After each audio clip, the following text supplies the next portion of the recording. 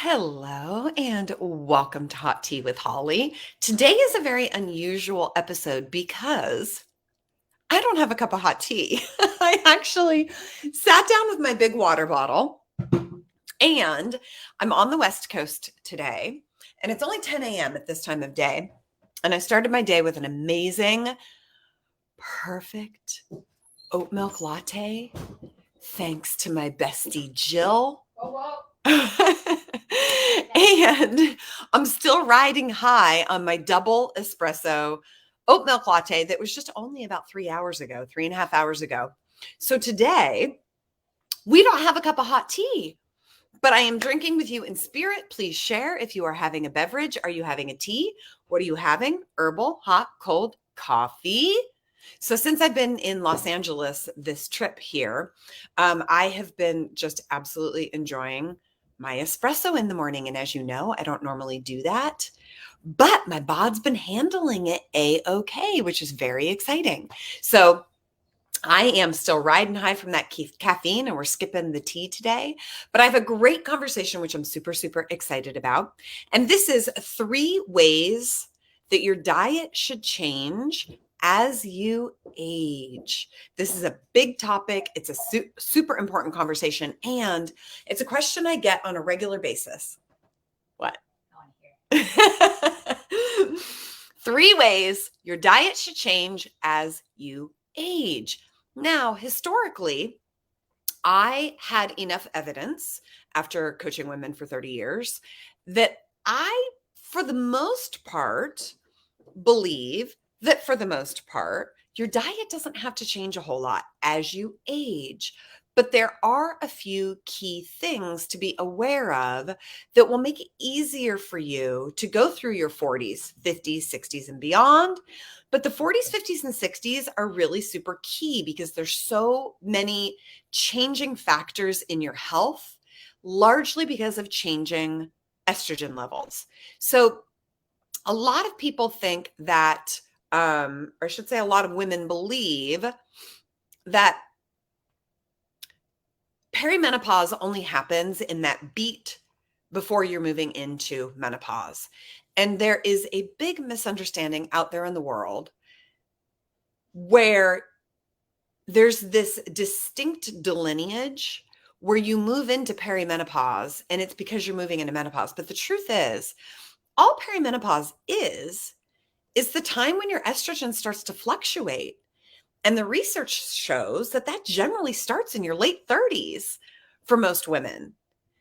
Recently, I had a call with a coaching client, and her general physician said she was way too early to be in perimenopause. And yet, she's 46, 47. So by nature of the age alone, if you're in your mid to upper 40s, you're perimenopausal. Whether you're having symptoms or not, your estrogen is beginning to fluctuate. And fluctuating estrogen really does bring in some trickiness around how you should eat. And that's what we're going to be talking about today because estrogen is a doozy. It is a powerful anti-inflammatory. It is a protective hormone. And obviously, we know that it's a very important hormone. And while it's a bummer to know that we're going to stop producing it at some point in the future, the truth is, wouldn't you be better to be armed with the knowledge that you need so that hopefully you can be one of those gifted women who gets to sail through menopause? It does happen. There's a few unicorns out there. I've coached them myself. And there are women who sail through menopause without any bioidentical hormone replacement, without too many symptoms, without hot flashes, without a lot of symptoms. And then there are some women who really do struggle starting at the age of 38, 39. By the time you get into your mid 40s, you can really be facing some symptoms that are a result of fluctuating estrogen. So today we are talking about 3 diet changes that you should make as you age. And this applies to everyone, specifically for your exploration around your body and how your body is responding to the years and to the diet and to the changes in your body that come from natural hormone fluctuations, and how that is related to your diet. If you're here with me live, please say hello. If you're watching this in playback, nice to meet you. I'm Holly Perkins, and I'm usually here with a hot cup of tea. It's my favorite beverage, but today I literally just forgot to make my cup of tea because I had literally just finished my delicious double oat milk latte. It has my heart. So later in the day, I will be having my PG chips. It's usually around 1 o'clock in the afternoon that I have my tea. But if you're having a beverage, do share. You know, I always love to know what everyone's hot beverages are. Heidi is here. What are you drinking today? Hello, Facebook user. How are you? And if you are here live with me, please say hello. If you're watching this in playback and you found this on YouTube, come on over to my website, hollyperkins.com/macros, MACROS, and you can download a super premium, incredible 14-page master's degree in some things you can do for your nutrition to really optimize blood sugar regulation, hormone optimization, energy, reduce hunger, and reduce cravings. And that is what I am all about, really helping you use strength training and nutrition to create the body that you need to keep up with the life that you love. And for many of us, as we get into our mid to late 40s, we start to face a different kind of fatigue, a different kind of exhaustion. And we start to have some of those symptoms that are coming from fluctuating hormone levels. And that's why it's so important to look at your diet. Now, let's have a super important conversation. I believe, and you may not agree with me, and that is fine, but I've been in this industry for 30 years. I have a degree in exercise physiology and nutrition. I'm a certified strength and conditioning specialist. I'm soon to be a certified nutritionist. I have a lot of experience, and I have been in this business at least 6 days a week, often 7 days a week, for the past 30 years.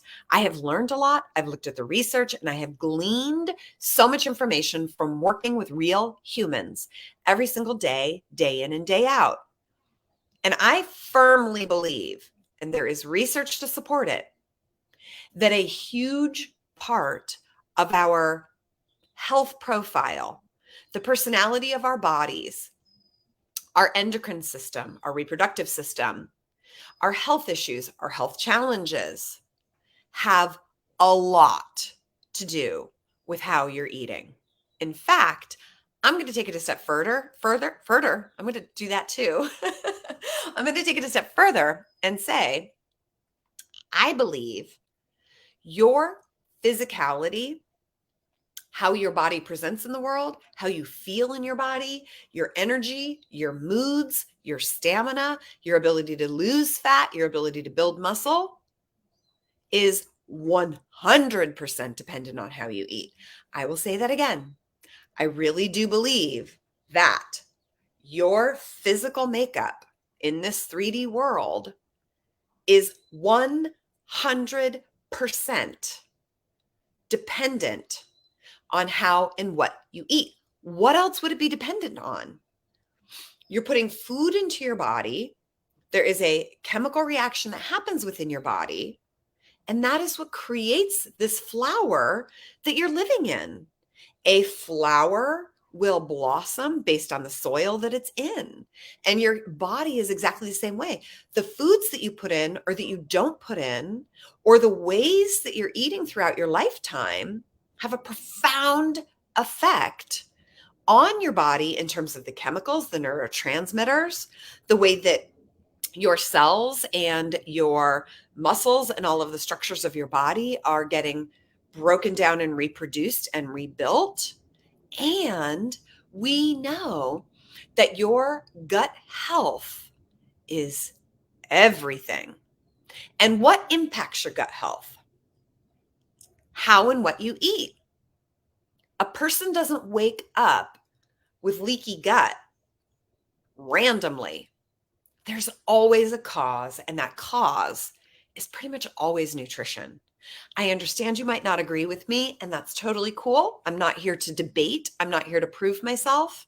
I'm here to say, in my experience, which is lofty, I am a bona fide expert in my industry. There are very few women in the industry that have the credentials and the experience that I have, because I've got this incredible intersection of strength training and physical activity and physical conditioning and nutrition.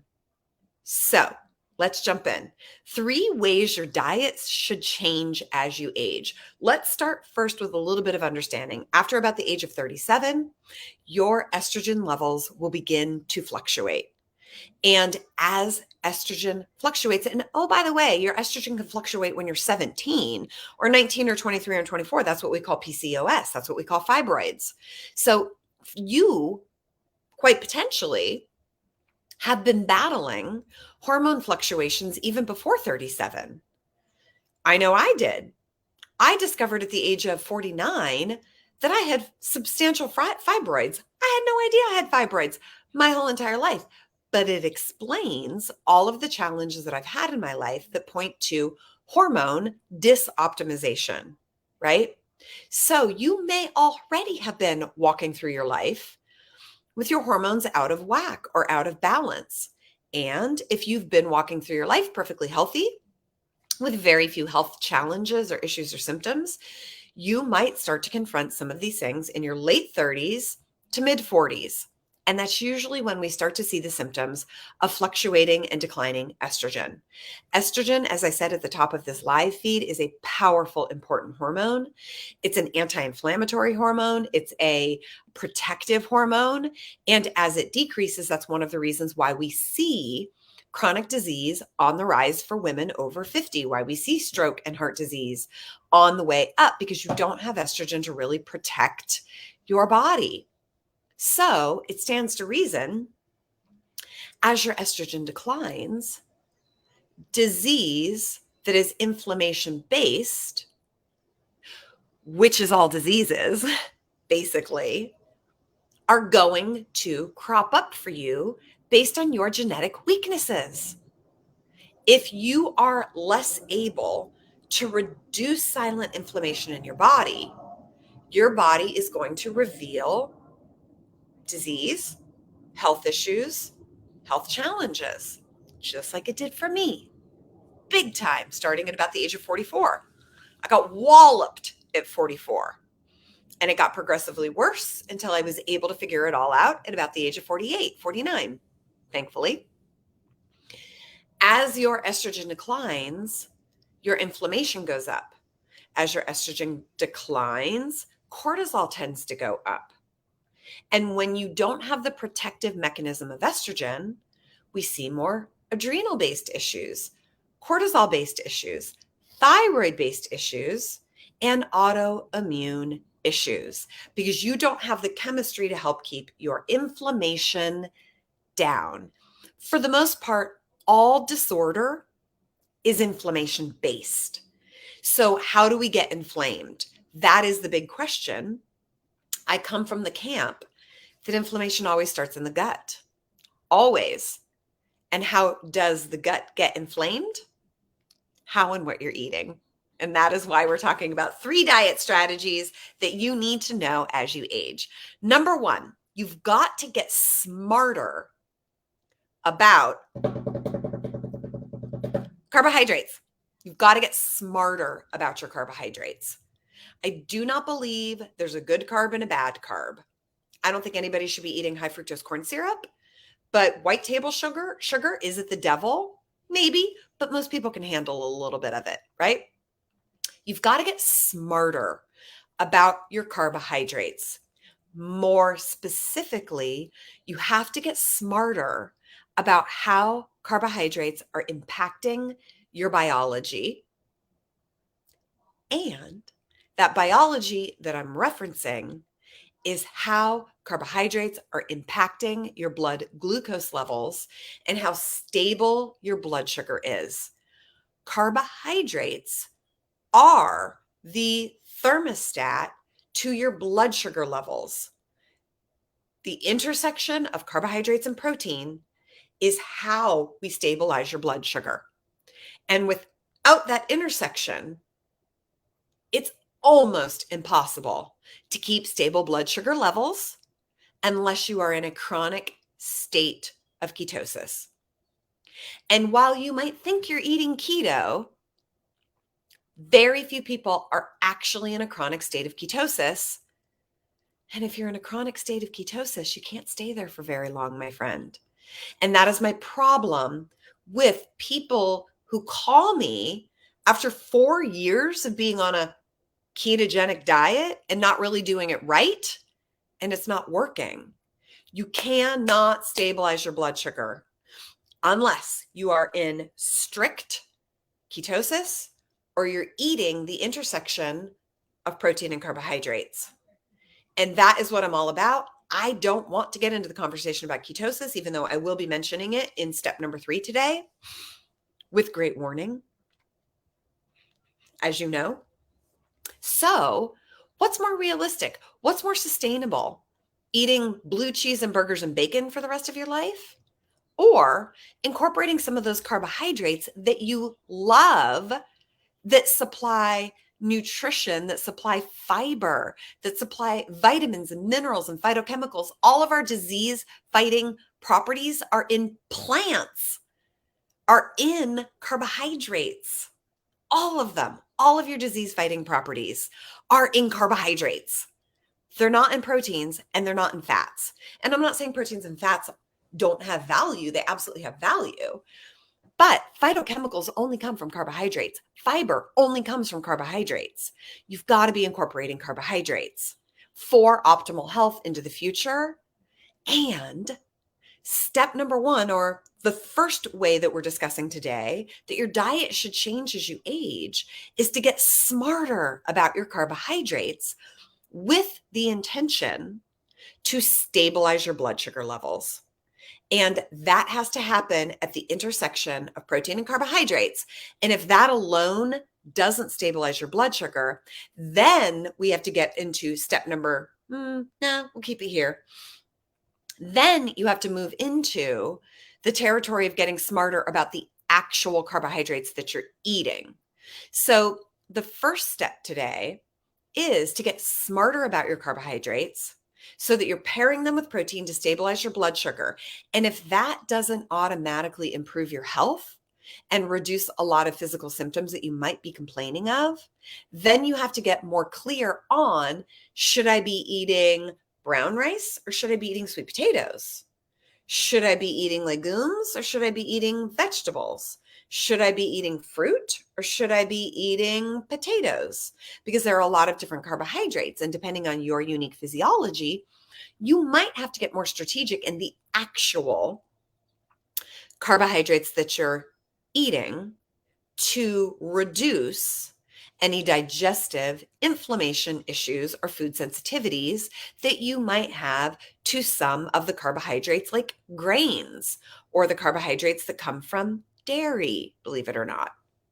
So, number 1 is get smarter about your carbs, and more specifically, start to learn to eat carbohydrates in conjunction with protein in a way that it stabilizes your blood sugar. Now, this could be an entire episode all by itself, and it's not going to be. So if this feels that this is the first step for you and you are ready to get smarter about your carbohydrates, I am going to be offering a totally free live 3-day Learn to Eat workshop coming up very soon. And I'm going to be diving into this topic even more. And I'm going to be talking about, okay, so exactly how much protein, how much carbohydrate do you need to eat to get that beautiful blood sugar regulation for your body? Because it's not a one size fits all. You do need to understand the science of it and how to combine your preferred carbohydrates with how much protein to stabilize your blood sugar. If this is new information for you, if you need a refresher, if you want more information, come on over to hollyperkins.com/, for now, wait list. I just changed my URL. The URL is going to change again, you guys, but I think it's still wait list right now. You're going to come to hollyperkins.com/wait list and just put your name in the information there. It's literally just going to tell me that you want more information for when the Learn to Eat workshop starts. And soon I will be giving you a new URL, which I think will be hollyperkins.com/learn to eat is probably what it will be. But I don't think that's that's official just yet. So hollyperkins.com/waitlist. And soon we will be jumping into a brand new, totally free 3-day live workshop. And I'm going to teach you everything you need to know about this topic. But until then, what I want you to remember right now is start to get smarter about your carbohydrates. Do not eat carbohydrates by themselves. Do not eat protein by itself. Combine them. Every single time you eat, every meal or snack, combine protein and carbohydrates, and you're going to be a step ahead. And then when we get into the free 3-day Learn to Eat workshop, I'll teach you more about, well, how much carbohydrate and how much protein, and which carbohydrates, which protein, so that you can fine tune it a little bit further. But to get you started, and a great step in the right direction is simply every single time you eat, start combining protein with carbohydrates. If you're just joining me live, hello, please say hello. If you have any questions, please feel free to pop them in the box here. And if you're watching this in playback, so glad you're here. I hope you'll leave a comment below if you're watching this on YouTube. And if you're over on my blog, send me an email and say, hey, especially if you have found this information relevant and helpful for you. So 3 ways your diet should change as you age. The second step is to get knowledgeable about inflammation. So I alluded to that at the top of this segment. Get knowledgeable about what inflammation is. A lot of people don't understand what inflammation is. At the root core, inflammation is there is some chemical reaction happening inside of your body so that there is swelling, water retention, and inflammation, irritated body tissues that are irritated. And in that inflammation, it causes additional chemical reactions. The best way to really understand it is to go to the source, which is your digestive system, and more specifically, your gut. Your gut is your small and large intestine, as well as the colon. Your entire intestinal system is what we refer to as the gut. Basically, we really are looking at the small and the large intestine, more so the small intestine, because inside of the small intestine, that is where your body is sorting out all of the vitamins and the minerals and the stuff that's in the food that you eat. And then when it gets into the large intestine, it's starting to suck out the toxins, the byproducts, the things that your body doesn't want. And so as you are putting foods into your body over 30 years or 40 years or 50 years or 60 years and beyond, of course, there is inevitably going to start to be some irritation or some injuries that happen to that soft tissue in your intestinal tract. It's a very soft tissue.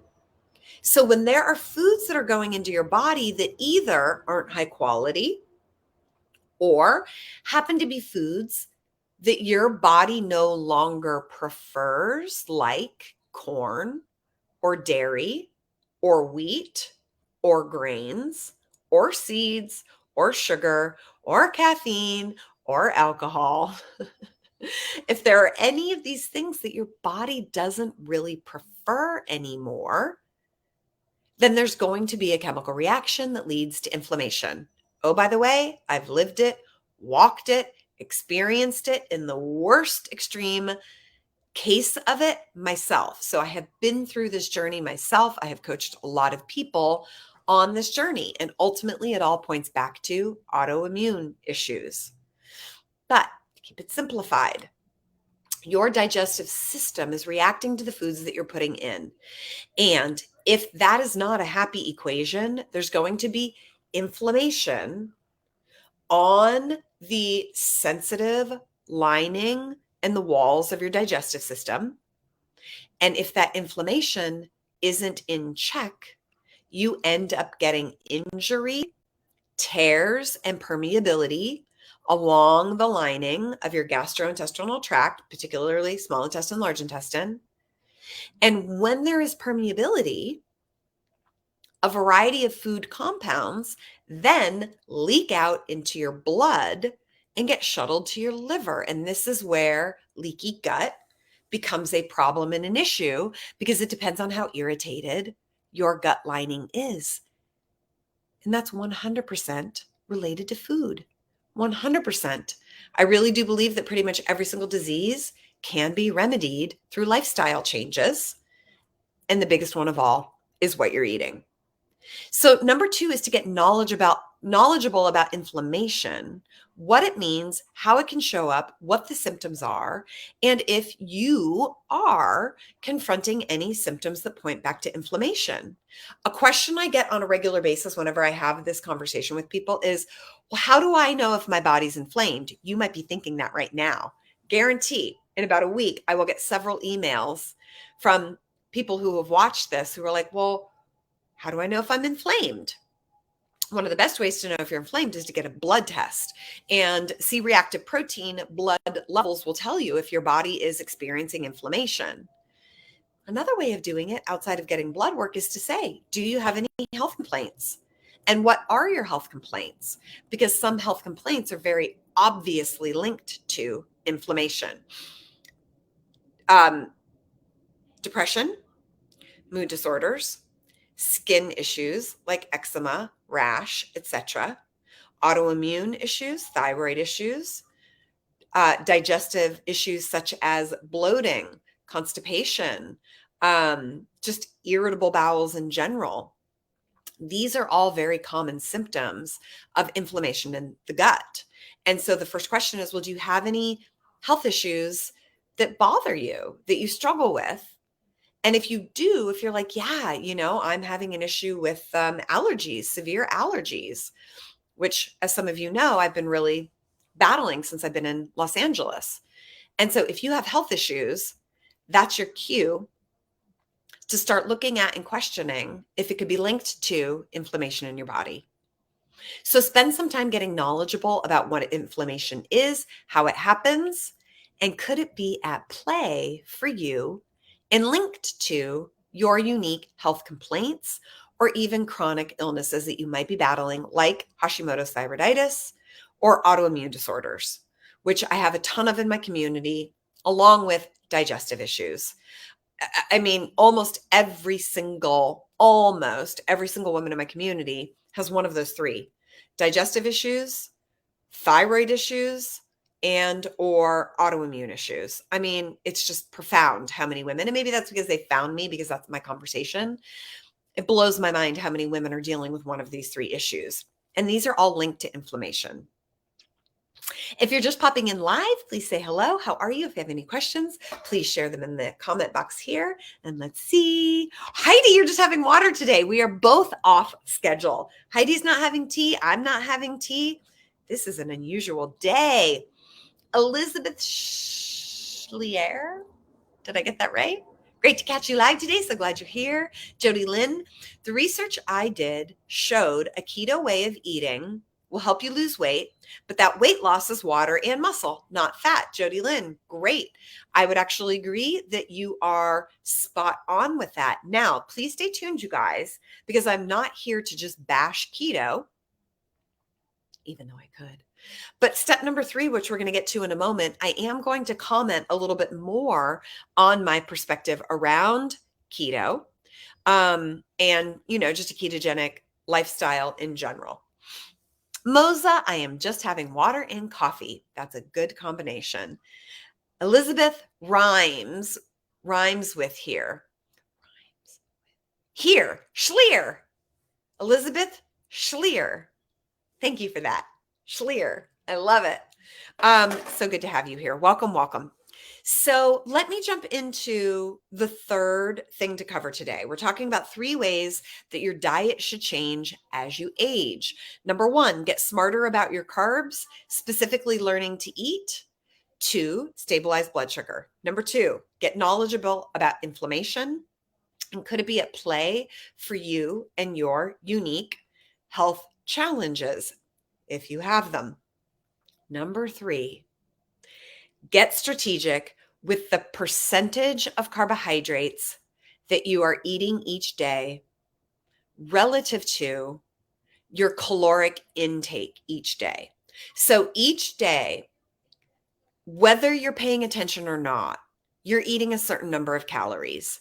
It's a mysterious number. We will never know unless we put you into a laboratory. But yesterday, you ate a certain number of calories. That number might have been 1,247. That number might have been 1,862. That number might have been 2,402. That number could have been 908. That we don't know what the number was, but you ate a number. You ate an amount of carbohydrates yesterday. And a percentage of those calories yesterday came from carbohydrates. And the same will happen today. You just might not be aware of what those numbers are. So, number 3 is to get strategic of these numbers so that you can get strategic with how much carbohydrate you're eating relative to how much protein and how much fat you're eating each day. And we refer to that as what's the percentage of your daily energy intake that's coming from carbohydrates? Is it 90? Is it 10? Is it 27? Is it 47? What percentage of your daily calories are coming from combined carbohydrate sources? Get knowledgeable about that and then get strategic about it. The sweet spot for every human, as proven through myriad science and research, is 40 to actually 55% carbohydrates. 40 to 55% carbohydrates is the sweet spot. I like to make it a little easier on the brain, and we are in a carbohydrate fearing world. So I basically just say 40 to 50%. In my experience coaching women, 99.2% of women do great between 40 and 50. Some do better on higher than 50, but it's few. 40 to 50% of your daily calories coming from carbohydrates really is the sweet spot for improving your health and your body as you age. Now, should you be at 40? Should you be at 50? Should you be at 40 or 52 or 55? You may need less carbohydrates as you age. So, if you're 50, 60, 70, you might need the lower end of that carbohydrate range, down around 40. You might be 40, 50, or 60 and need more than 50. We don't know until we experiment. So you have to start with a strategy, be as wise about it as you can, and then experiment with a little bit more carbohydrate, with a little bit less carbohydrate. And then you know what is best for your body based on how much better do you feel when you start to get strategic about this. I do find let's call it menopausal or postmenopausal women, we do really want to take a good look at carbohydrates. And that is the time when I start to consider women might need less than 50%. In general, I do not like the women that I coach to go below 40% carbohydrates. I don't like it. We know there's plenty of research that shows 40% carbohydrates with 30% protein is the proven chemical reaction to stabilize your blood sugar. And when we can get your blood sugar stabilized, so many other health functions, health reactions, so many different mechanisms in your body get better when you've got stable blood sugar. So 40% carbs, 30% protein is that magical intersection that I was referring to earlier in this live video. So getting strategic with the percentage of carbohydrates as you age means you start to look at, do I feel better when I eat 40% of my daily calories from carbs? Or do I work and feel better when I get 50% of my daily calories coming from carbs? Now, again, in my experience, please listen close. Take some notes, because this is important. Yes, there are a very few women, a very small percentage of the thousands of women that I work with who may need something that looks more like a ketogenic or low carb diet. Absolutely, I will not deny that. There could be a time in your life, a phase in your life where you need to reset your biology by eliminating carbohydrates. But please notice my language. Absolutely no one should be on a ketogenic diet for the rest of their life unless you have a very specific medical condition that has been diagnosed and a ketogenic diet is the solution. Something like epilepsy, multiple MS. It can also be very helpful for MS. I suspect it could be helpful for Perkinson's. So if you have a very specific documented medical condition where a long-term ketogenic diet can help, that's fine. That's very few people. And so outside of that, you only want to be using a low carb or ketogenic cycle as a remedy, as a short-term solution to get your body back to where your body is designed to be, which is 40 to 50% of your daily calories coming from carbohydrates. At birth, you are designed for 40 to 50% of your daily calories coming from carbohydrates. The human body is designed for this. The only time we introduce low carbohydrate eating is when there's disorder. It's not that low carbohydrate eating is the way to go and it's the panacea to health. It's the reaction to disorder, and it can be useful. But it is not a lifestyle. It is not a long-term strategy. And the only reason the media tells you it is because someone needs to make a buck. And they can't make a buck after 12-week cycles that people are going through. They need you to adopt it as a lifestyle. And absolutely, some people will thrive on lower carbohydrates consistently. But if you think you're that person, I'm going to challenge you, because every single time when you call me for coaching because you're struggling and you say, I really do best on a low carb diet. Low carb lifestyle is working great for me. And I say, tell me about your symptoms. Tell me about why you're calling me today then. Because if you have a problem, if you have a complaint and something's not working for you, and that's why you're calling me for coaching, I'm not going to buy that the low carb lifestyle is working for you. Why is it working for you if you have issues? If it was working for you, you wouldn't be calling me. Follow? It's so true. So step number 3 is to get strategic about the percentage of carbohydrates that you're eating each day. And yes, absolutely, I do believe for women who are menopausal and postmenopausal, or if you don't work out very often, if you're not strength training, but that's not my community.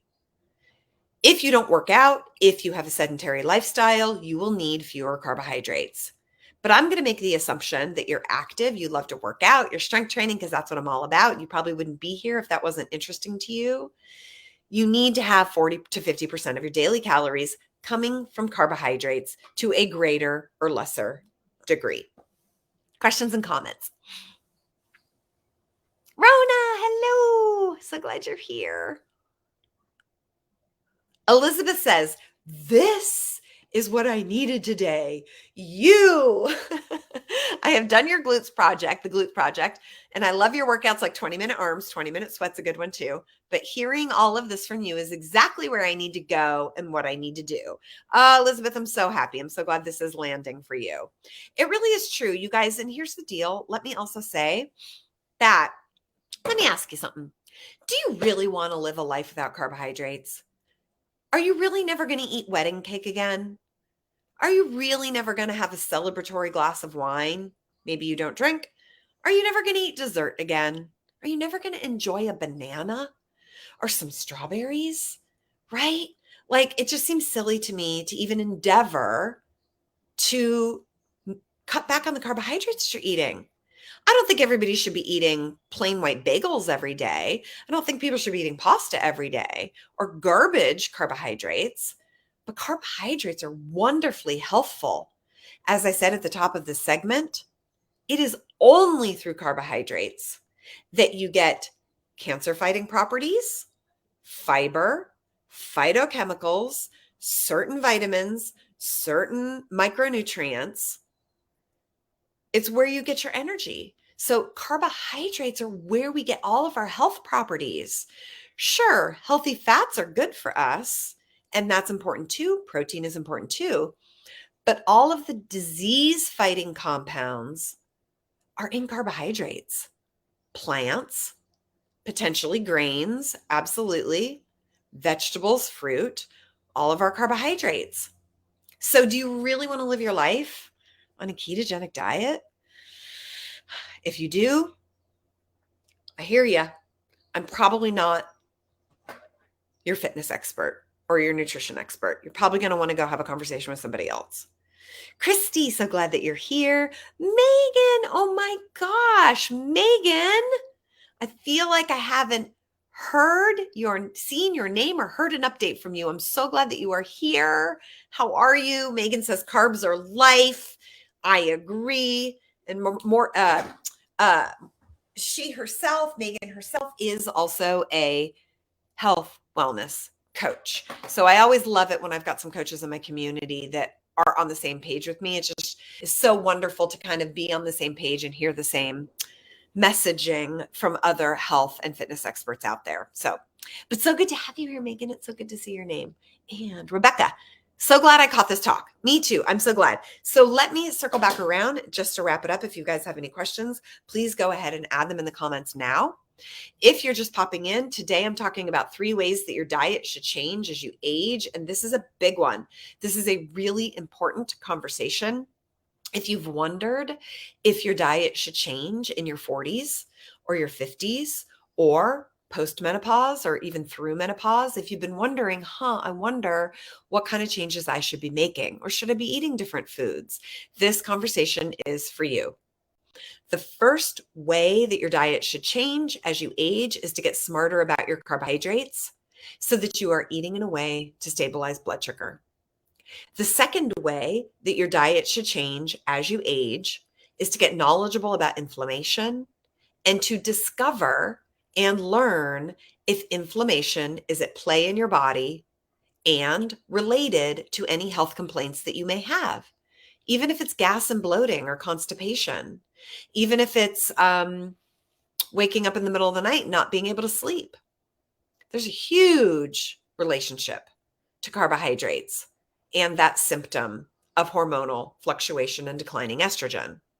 And the third way that your diet should change as you age is to get strategic about the percentage of carbohydrates that you should be eating each day.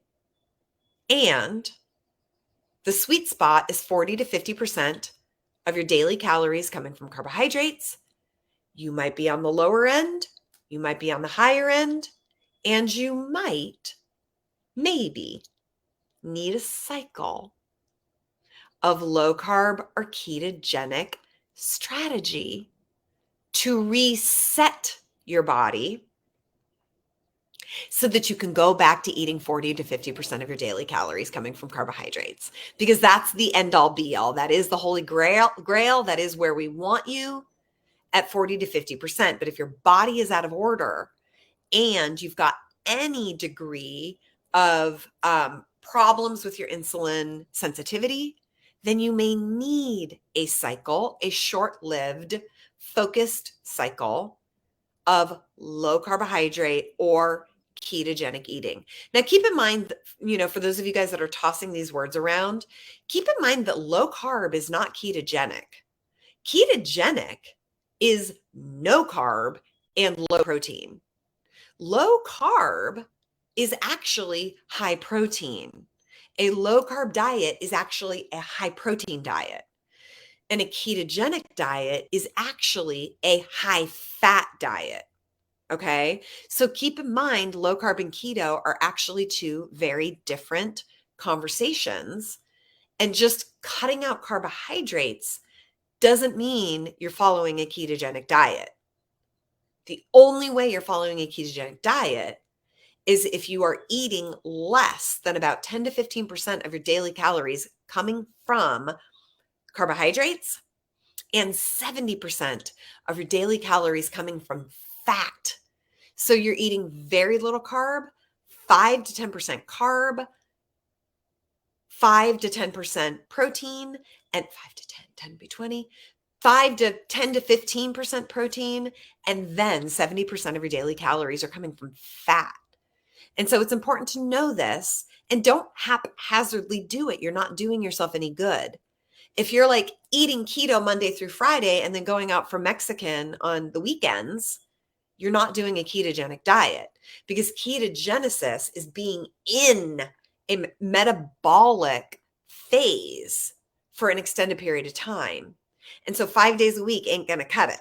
If you're then having your margaritas and chips and or pizza or pasta or sweets or whatever it is on the weekend, your splurges, your fun on the weekend, which I think is fine. But if you're doing that, it's kicking you out of ketogenesis. So you're not in a ketogenic diet anyway. Even though you're torturing yourself all week long, all you're doing is giving yourself constipation and throwing your hormones out of whack if you're doing that. So get smart about your being strategic with your carbohydrates so you know what's best for your body. Full stop. Any questions before I wrap it up? And if you did pop in here live, let me know. And I don't want to do that. I was going to give you guys the link to sign up for the free 3-day workshop. My Learn to Eat workshop is coming up. It's a totally free 3-day training live. I'm going to be teaching you even more details around this. You've got to sign up for it though. I'm not just going to broadcast it everywhere. You have to sign up for it. So if you come over to hollyperkins.com/waitlist, just put your name and your email there. That's going to tell me you want to be notified as soon as I have all of the details for the Learn to Eat free 3-day workshop. Okay. Because we're going to talk about this in a lot more detail. Megan, I'm great. I've lost 15 pounds and I eat carbs at every meal and still hitting the weight. That's so wonderful, Megan. I'm so happy. If you're open to it, Megan, will you send me an email and give me some details? I just kind of want to hear the factors that are at play for you that have helped you be successful. Really curious. Rebecca, are your talks scheduled, or is there a way to know when they will be? Sorry, I'm new to you, but so glad I'm here. Rebecca, please come over to my website. Hold on. I'm going to try and give me a second. I'm going to try and give you a link. There we go. I did it. So come over to Rebecca, come over to this link right here. And at the top, you're going to see this little green button that says start here. Click that green button and then put your name and your email in. So what that's going to do is that's going to start to give you'll be on the inside of my conversation and you'll start to get notifications of when I'm having this conversation or when a new blog post comes up or when the free Learn to Eat challenge is coming up. The best thing to do is give me your email address, because that way you're going to start to get my once, sometimes twice a week email notifications that are content heavy. I don't do a lot of sales and marketing, you guys. I'm not that person that's going to sell you on everything 4 times a week. I don't do that. That's just not the structure of my business at all. My weekly emails are very specific to educating you, providing content, giving you tips, tools, and resources, so that you can legitimately create the body that you need to keep up with the life that you love. That's all I got for you guys today. Heidi, so glad you were here too. You'll be hearing from me in just a little bit because you're at the top of my list. Have a wonderful day, guys. I'm so glad you are here. And remember, I am here live every Tuesday, 1:00 p.m. on the East Coast. Holly Perkins Fitness on Facebook only. I'll see you next Tuesday. Have a great day.